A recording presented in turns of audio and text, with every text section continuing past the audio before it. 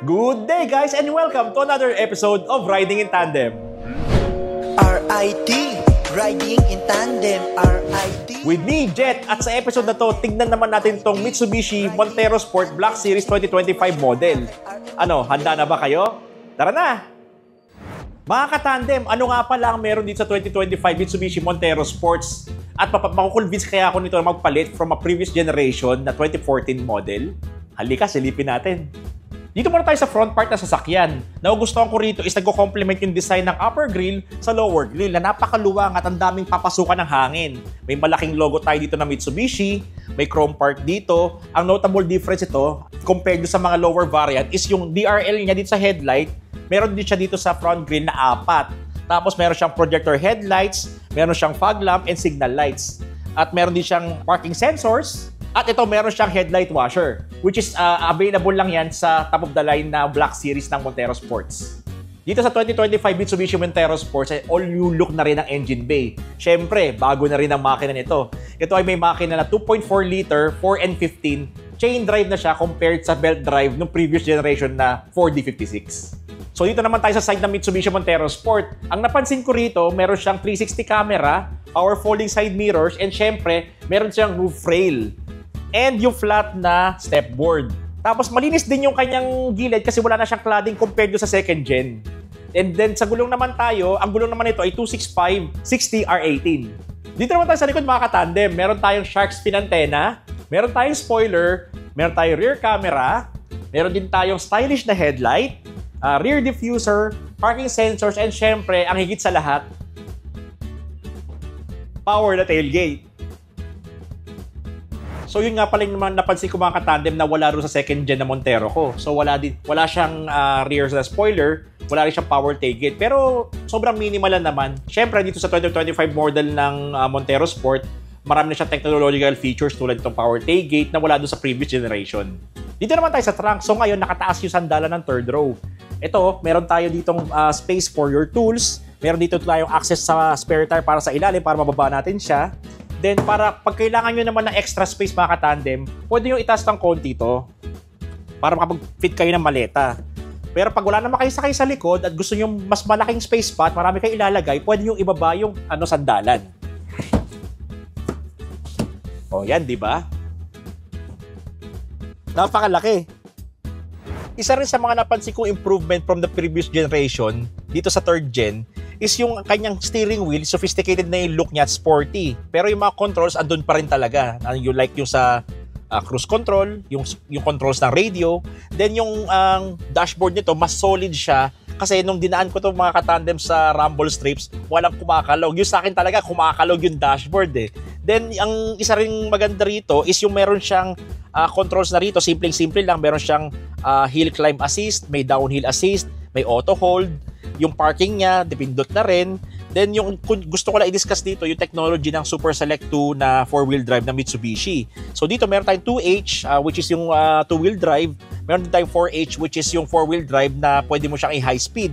Then kung gusto mo namang i-lock yung differential, meron tayong 4H LC na pag kailangan mo siyang mag-tow na medyo mabilis na speed, yung kailangan mo i-select yung 4HLC na nakalock yung differentials. Then, pag kailangan mo naman ng torque sa low speed, dun mo siya ilalagay sa 4LLC.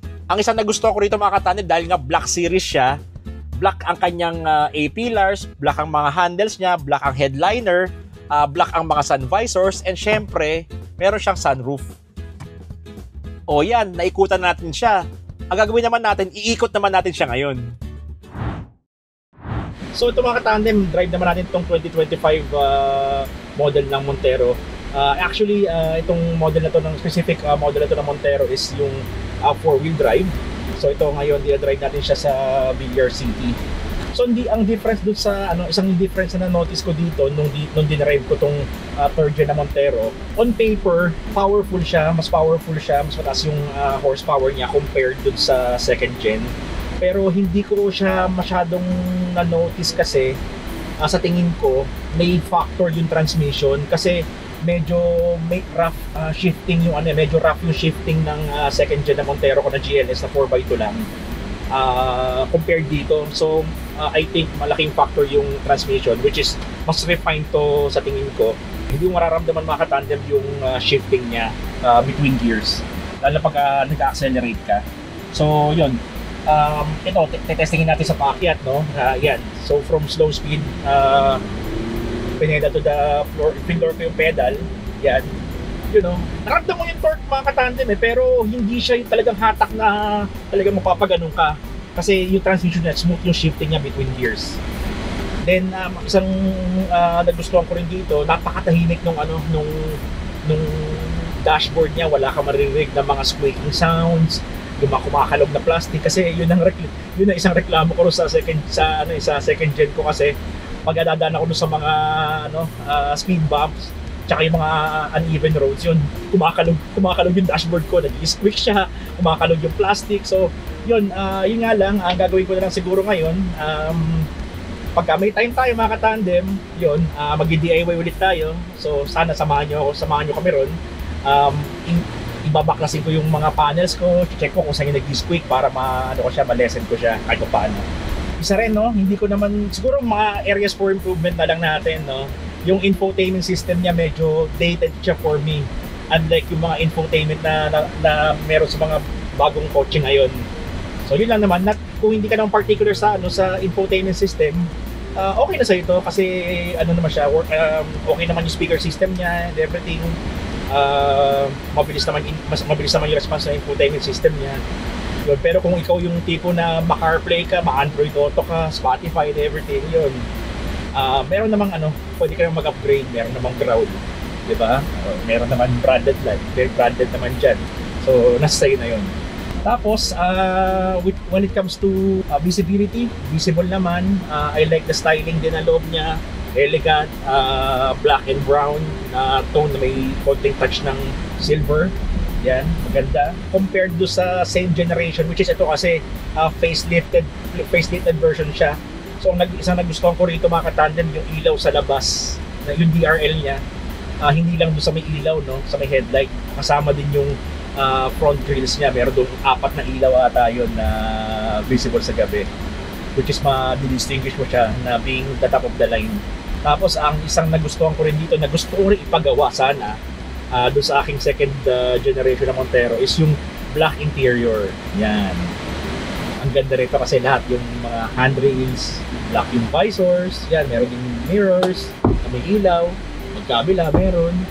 So yun nga lang, yung kanyang sunshade, hindi automatic, manual. Pero okay lang yan. Sunroof naman is okay.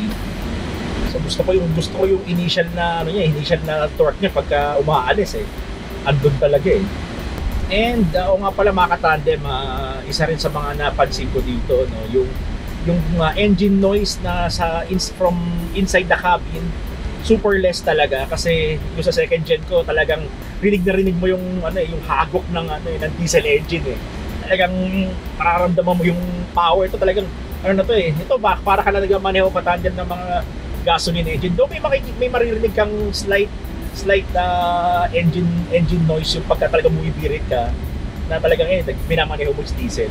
Pero super siya, kumbaga talagang na lessen na yung noise niya from the cabin compared sa second gen. And isang napansin ko sa pagdating naman sa ride and suspension, compared dun sa second gen, mas stiffer ang suspension nito, though comfortable pa rin siya. For me, parehas comfortable yung yung second gen and itong third gen. Pero mas stiffer para sa akin tong ng slight lang naman itong third gen. Then if you're if naman kayo, fan naman kayo ng exterior design, pagdating naman sa si Montero second gen kasi is medyo round, medyo bilugin yung mga corners niya and yung body ganyan. Meron siyang, hindi ko sure kung fender flares ba tawag doon or comment nyo na sa baba mga katandem, no. Meron siyang ganun, which is medyo macho ng konti yung tingnan niya, yung niya, medyo macho ng konti yung yung tindig niya. Pero ito, ang ginawang design ng Mitsubishi sa third gen is tinanggal nila yun, pero nilagyan nila ng mga sharp edges yung sa may sides, sa front. So parang futuristic yung dating niya para sa akin. Isang nagustuhan ko rin sa exterior din mga katandem is yung taillight niya, which is yun medyo nirereklamo din yung iba na masyado daw parang umiiyak daw Pero hindi, depende kasi sa subjective, para sa akin subjective yun eh. Pero gusto ko yung ginawa nila rito sa facelift na to kasi nilitan nila ng konting ilaw, mas mababa siya, mas maikli siya ng konti. Which is bumagay naman. So yun na naman masasabi ko sa driving experience itong 2025 na Montero. So ayun mga katandem, no, yung comparison ng dalawang Montero. So yung Montero na second gen, usually nag-a-appeal sa mga tito na tulad ko. Pero yung third gen na Montero, edgy yung design niya, futuristic, nag-a-appeal siya sa younger audience. Pero kahit saan kayo mga katandem, panalo-panalo kayo. Kasi Montero Sports yan eh. Malakas, matipuno, at matipid sa diesel. At mga katandem, maraming salamat sa panonood at sana may natutunan kayo sa video na to. Oh, next video na! RIT, riding in tandem. RIT, riding in tandem. RIT, riding in tandem. Siksik na impormasyon mula kay RM at Elaine.